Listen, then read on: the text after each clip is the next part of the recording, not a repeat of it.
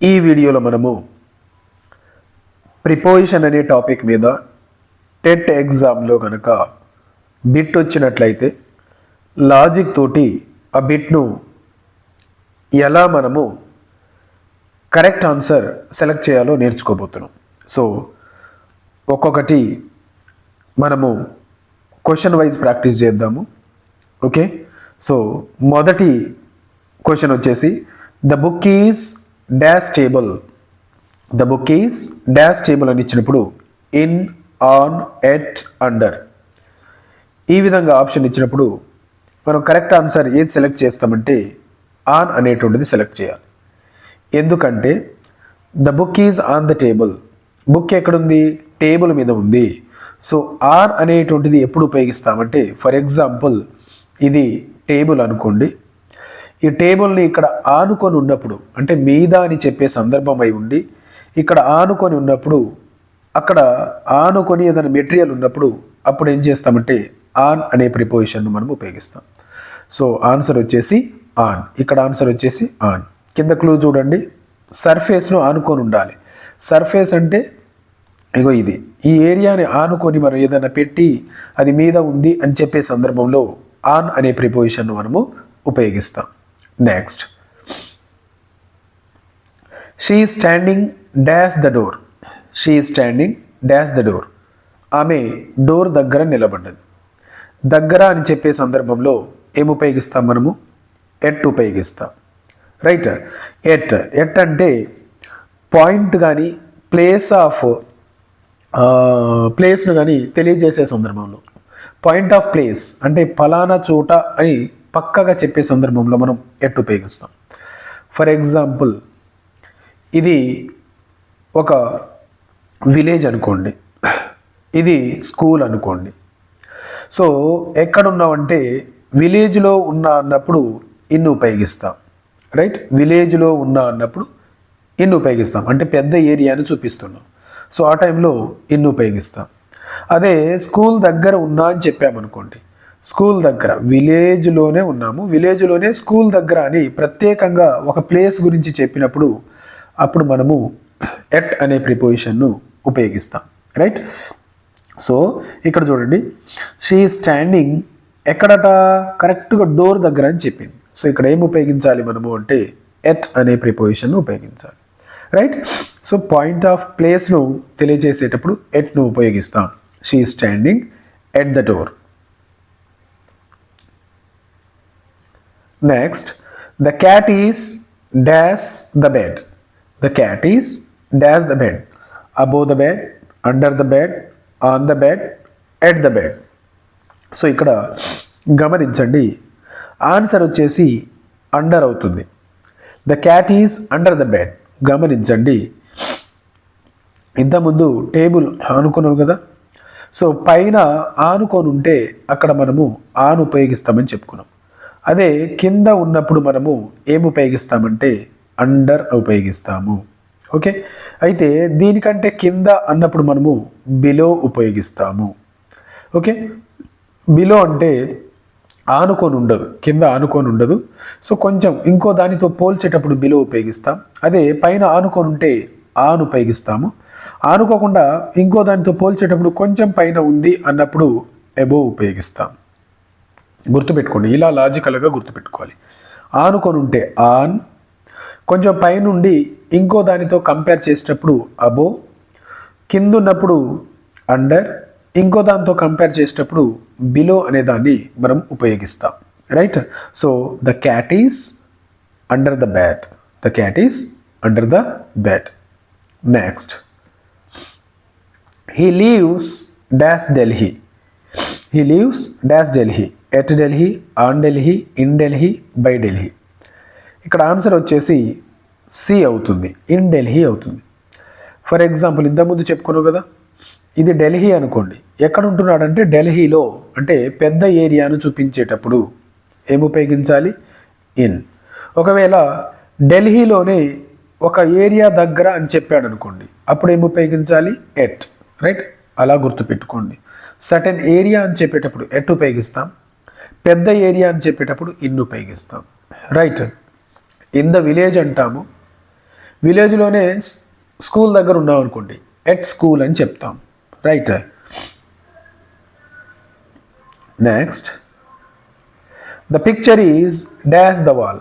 The picture is dash the wall. In the wall, at the wall, on the wall, under the wall. గమనించండి, ఇది wall అనుకోండి, ఇది గోడ. గోడ మీద ఉన్నది, రైట్. ఇక్కడ పిక్చర్ ఉన్నది, రైట్. సో గమనించండి, ద పిక్చర్ ఈజ్, ఇది గోడ. డాష్ ద వాల్ అని అన్నాడు. ఎక్కడుంది?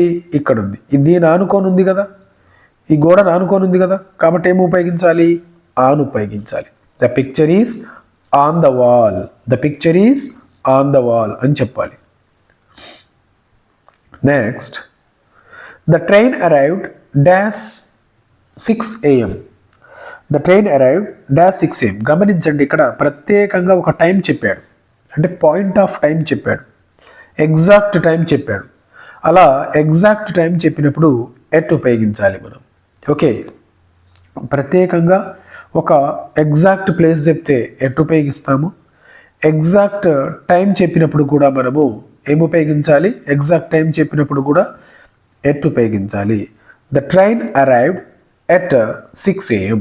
The train arrived at 6 AM. Next, we go to school dash bus. We go to school dash bus. In the bus, with the bus, by the bus, on the bus. Right.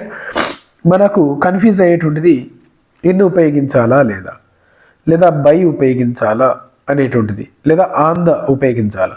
We go to school in the bus అనాలా, we go to school on the bus అనాలా, we go to school by the bus అనాలా. So ఇక్కడ answer వచ్చేసి by the bus అంటాం, right.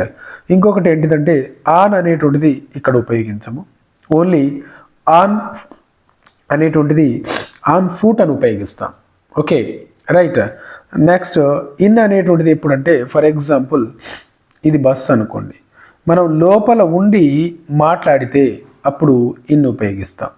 Okay, ఎలా వెళ్తున్నాం అంటే by bus అని చెప్తాం, లోపల ఉండి మాట్లాడితే ఇన్ అని చెప్తాం. ఎక్కడున్నావు అంటే ఐఎమ్ ఇన్ ద బస్ అని చెప్తాం, రైట్. ఎలా వెళ్తున్నావు అంటే బై బస్ అని చెప్తాం, గుర్తుపెట్టుకోండి. ఎలా వెళ్తున్నావు అంటే బై బస్ అని చెప్తాము. ఎక్కడ ఉన్నావు అంటే ఇన్ ద బస్ అని చెప్తాం, రైట్. సో ఇటువంటి చిన్న చిన్న లాజిక్స్నే తెలుసుకుంటే మీరు తప్పకుండా మీరు సక్సెస్ అవ్వగలుగుతారు.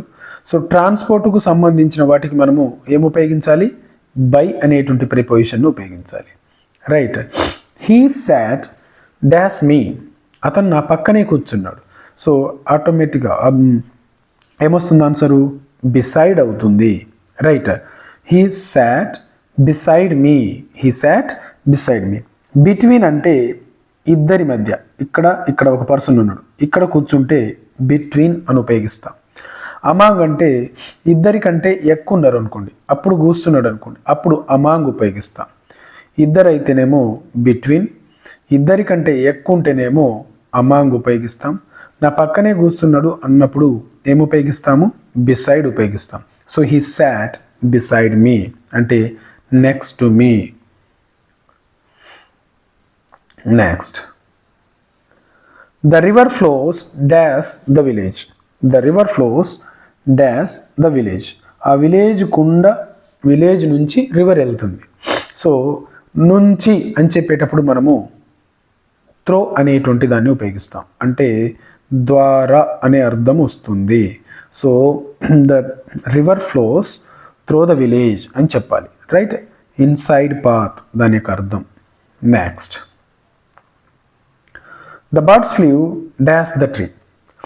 ఇది కూడా తెలుసుకోవాలి. The birds flu dash the tree. Into the tree, over the tree, on the tree, under the tree.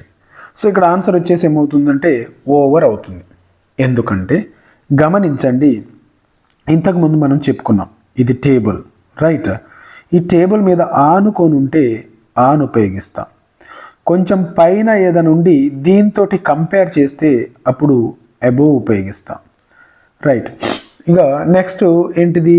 Over. Over అంటే మనకు ఆనుకోకుండా చాలా పైన అని చెప్పే సందర్భంలో మనము ఓవర్ అనే దాన్ని ఉపయోగిస్తాం. The birds flew over the tree. ట్రీకి పైనుంచి అవి వెళ్తున్నాయి, ట్రీని తాకట్లేదు, పైనుంచి వెళ్తున్నాయి. సో అలా చెప్పే సందర్భంలో ఓవర్ను ఉపయోగిస్తాం. గుర్తుపెట్టుకోండి, ఆనుకొని ఉంటే ఆన్, కొంచెం పైనుండి ఇంకో దానితో కంపేర్ చేస్తే ఎబో, కంపారిజనే లేకుండా పైన అని చెప్పే సందర్భంలో ఓవర్ అనే దాన్ని మనము ఉపయోగిస్తాం. For example, the fan is moving over my head, right. So ఆ విధంగా చెప్పే సందర్భంలో మనం ఈ ఓవర్ను ఉపయోగిస్తాం, right. Next, he jumped dash the wall. He jumped dash the wall. He jumped in the wall, over the wall, into the wall, at the wall. So ఇక్కడ answer వచ్చేసి ఏమవుతుంది, ఓవర్ అవుతుంది. ఫర్ ఎగ్జాంపుల్, ఇది ఒక wall అనుకుందాం, right. ఇది ఒక wall అనుకుంటే ఈ జంప్డ్ ఓవర్ ద వాల్, ఇక్కడ ఈ విధంగా దూకిండు, గోడ మీద నుంచి దూకిండు, అంటే గోడను ఆనుకున్నాడా, ఆనుకోలే. సో గోడ పై నుంచి అని చెప్పే సందర్భంలో మనము ఓవర్ అనే దాన్ని ఉపయోగిస్తాం. ఈ ఓవర్ అనే ప్రిపోజిషన్ను ఉపయోగిస్తాము. గుర్తుపెట్టుకోండి, ప్రతి బిట్టులో ఒక క్లూ ఉంటుంది. ఆ క్లూ ప్రకారం మనము ఆన్సర్ను చేయవలసి ఉంటుంది, రైట్. నెక్స్ట్,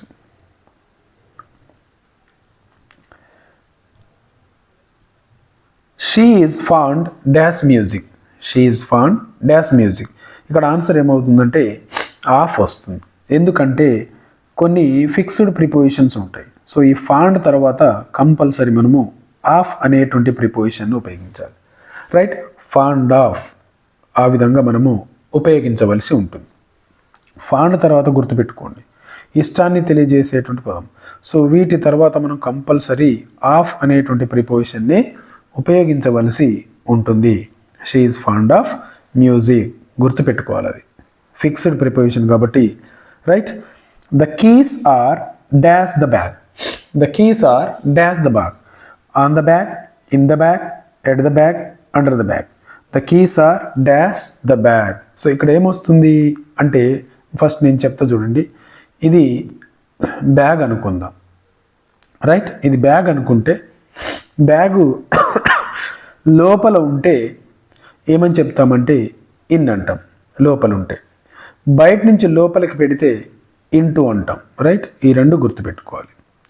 బ్యాగు మీద ఉంటే ఇన్, ఆన్, గుర్తుపెట్టుకోండి. ఆల్రెడీ లోపల ఉంటే ఇన్, బయట నుంచి లోపలికి అన్నప్పుడు ఇంటూ, ఆల్రెడీ దాని మీద ఉంటే అప్పుడు ఆన్ ఉపయోగిస్తాం. సో ఇక్కడ ఏమన్నాడు, the keys are dash the bag. The keys are dash the bag. ఎక్కడున్న కీసు, బ్యాగ్ లోపల ఉన్నాయి. సో ఆన్సర్ ఏమవుతుంది, ఇన్, లోపల అని చెప్పే సందర్భంలో ఇన్ అనే ప్రిపోజిషన్ ఉపయోగిస్తాం. The keys are in the bag.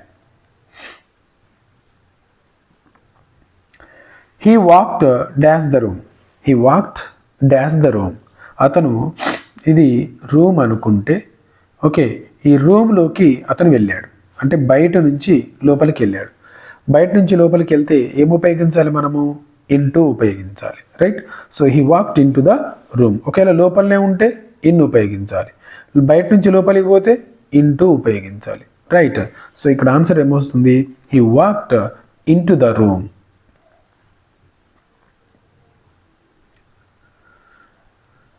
He sat dash the chair.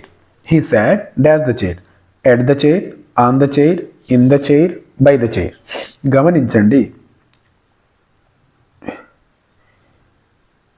ఇది చైర్ అనుకోండి, రైట్. ఇది చైర్ అనుకుంటే ఈ విధంగా ఉంటే ఆన్ ఉపయోగిస్తాం మనం. He sat on the chair, right. So ఇక్కడ ఆన్సర్ వచ్చేసి ఆనే వస్తుంది. ఈ శాట్ ఆన్ ద చైర్, దాదాపు బిట్ ఈ విధంగానే అడుగుతాడు. కానీ కొన్ని సందర్భాల్లో ఇన్ ద చైర్ అని కూడా అంటాం. ఇన్ ద చైర్ అని ఎప్పుడు చెప్తామంటే, ఈ విధంగా ఉండి ఇలా ఉంటుంది చూడండి చైర్, ఓకే. ఇలా ఉన్నప్పుడు ఇందులో కూర్చుంటాం కదా మనం. సో అప్పుడు ఏం ఉపయోగించాలంటే ఇన్ ఉపయోగించాలి. ఇలా ఉన్నప్పుడు అంటే చేతులు పెట్టుకోవడానికి అవకాశం లేకుండా ఓపెన్గా ఉంటే ఆన్ ఉపయోగిస్తాము.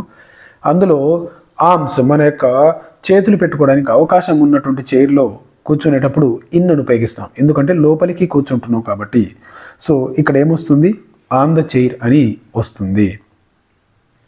Next, divide the money dash two brothers. Divide the money dash two brothers. ఆ డబ్బులను ఇద్దరు బ్రదర్స్ మధ్యలో పంచమని అంటున్నాడు. రైట్. ఇద్దరి మధ్య అన్నప్పుడు ఏం ఉపయోగించాలని నేర్చుకున్నాం మనము? బిట్వీన్ ఉపయోగించాలని నేర్చుకున్నాం. రైట్.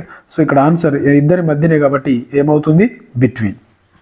ఇద్దరి కంటే ఎక్కువగా ఉన్నప్పుడు 3 మెంబర్స్ కానీ 4 మెంబర్స్ కానీ ఇంకా ఎక్కువగా ఉన్నప్పుడు అప్పుడు అమాంగ్ అనేటువంటి ప్రిపోజిషన్ను మనము ఉపయోగించవలసి ఉంటుంది. రైట్. ఇంకా మా ఛానల్ను సబ్స్క్రైబ్ చేసుకోకపోతే తప్పకుండా సబ్స్క్రైబ్ చేసుకోగలరు. Right. Next, the park is dash my house. The park is dash my house. At my house, near my house, in my house, on my house. So answer వచ్చేసి B అవుతుంది. ఎందుకంటే మా ఇంటి పక్కనే park ఉంది అని చెప్పాలి. సో అప్పుడు నియర్ ఉపయోగిస్తాము. ఓకే, NEAR నియర్ను ఉపయోగిస్తాం. The park is near my house. Right. Next, he is good dash English. He is good dash English. So ఇక్కడ స్కిల్ గురించి చెప్పేటప్పుడు ఉపయోగిస్తున్నాం. అదేవిధంగా ఫిక్స్డ్ ప్రిపోజిషన్ గుర్తుపెట్టుకోండి. గుడ్ తర్వాత ఏం ఉపయోగిస్తామంటే ఎట్ అనే దాన్ని ఉపయోగిస్తాము. ఇది ఫిక్స్డ్. గుడ్ ఎక్కడ వచ్చినా అక్కడ ఎట్ ఉపయోగిస్తాం. గుడ్. అదేవిధంగా బ్యాడ్ వచ్చినా బ్యాడ్ తర్వాత కూడా ఎట్ అనే ఉపయోగిస్తాం. He is good at, he is bad at. ఆ విధంగా మనము ఈ ఫిక్స్డ్ ప్రిపోజిషన్స్ను ఉపయోగిస్తాం. సో గుడ్ కనిపించిందంటే డైరెక్ట్ ఎట్ అనే ఆన్సర్ వస్తుంది. మీరు అది టిక్ చేసేయచ్చు. So he is good at English. అదేవిధంగా ఇక్కడ కూడా మనకు ఫిక్స్డ్ ప్రిపోజిషన్ వచ్చింది. She is afraid dash dogs. She is afraid dash dogs. Afraid. Afraid తర్వాత కూడా AFRAID అఫ్రైడ్. అఫ్రైడ్ తర్వాత కూడా వచ్చేటువంటి ఫిక్స్డ్ ప్రిపోజిషన్ ఏంటిదంటే ఆఫ్. సో అఫ్రైడ్ తర్వాత కూడా ఆఫ్ అనేటువంటి ప్రిపోజిషన్ వస్తుంది. ఇది కూడా గుర్తుపెట్టుకోండి. అఫ్రైడ్ వర్డ్ ఉందంటే అక్కడ వచ్చేటువంటి లాజిక్ ఏంటిదంటే ఆఫ్ అనేటువంటి ప్రిపోజిషన్ ఉంటుంది. She is afraid of dogs. అదేవిధంగా షీ ఈజ్ ఫాండ్ ఆఫ్ కూడా ఫాండ్ తర్వాత కూడా ఆఫ్ ఉపయోగిస్తాం. She is fond of sweets. The boy fell dash the tree.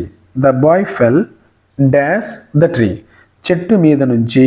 ఎక్కడి నుంచి పడ్డాడు అంటే అతను చెట్టు మీద నుంచి కింద పడ్డాడు. సో మీద నుంచి అనే అర్థం నుంచి అనే అర్థం వచ్చేలా సెంటెన్స్ ఉంటే ఏం ఉపయోగించాలంటే ఫ్రమ్ ఉపయోగించాలి.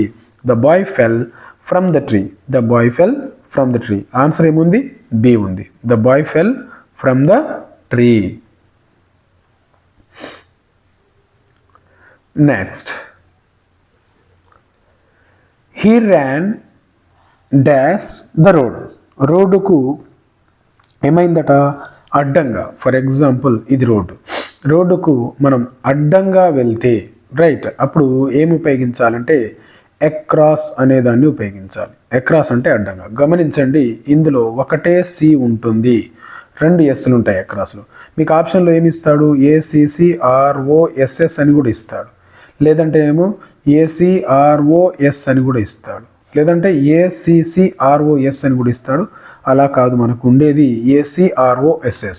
He Ryan across the road. అదేవిధంగా ఫర్ ఎగ్జాంపుల్ రివర్ ఉందనుకోండి.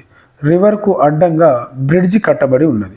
రివర్కి అడ్డంగా బ్రిడ్జి కట్టబడి ఉన్నప్పుడు కూడా దాన్ని కూడా ఏమంటాం అంటే అక్రాస్ అనే చెప్తాం. అడ్డంగా అని చెప్పేటప్పుడు అక్రాస్ అనేదాన్ని ఉపయోగిస్తాము. ఓకే.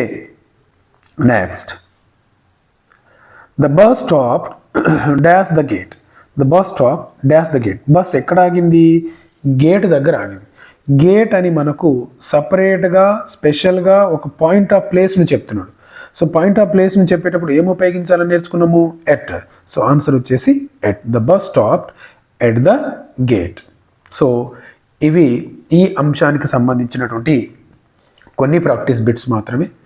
సో ఈ ప్రిపోజిషన్ మీద టోటల్ ప్రాక్టీస్ బిట్స్ ఒక 50 ప్రాక్టీస్ బిట్స్ తోటి నేను లైవ్లో మీతోటి ప్రాక్టీస్ చేపిస్తాను. లైవ్ ప్రాక్టీస్ టెస్ట్లో కూడా పాల్గొనండి. సో అందులో మీరు తప్పకుండా ఇంకా ఎక్కువ నేర్చుకోవడానికి అవకాశం ఉంటుంది. ప్రతి బిట్టుకు ఒక లాజిక్ ఉంటుంది. ఆ లాజిక్ తోటి మనం ముందుకు వెళ్దాం, రైట్? సో తప్పకుండా ఇంకా మా ఛానల్లో సబ్స్క్రైబ్ చేయని వాళ్ళు తప్పకుండా సబ్స్క్రైబ్ చేసుకోగలరు, వీడియోను లైక్ చేయగలరు, మీ ఫ్రెండ్స్ తోటి షేర్ చేయగలరు. Okay, thank you so much.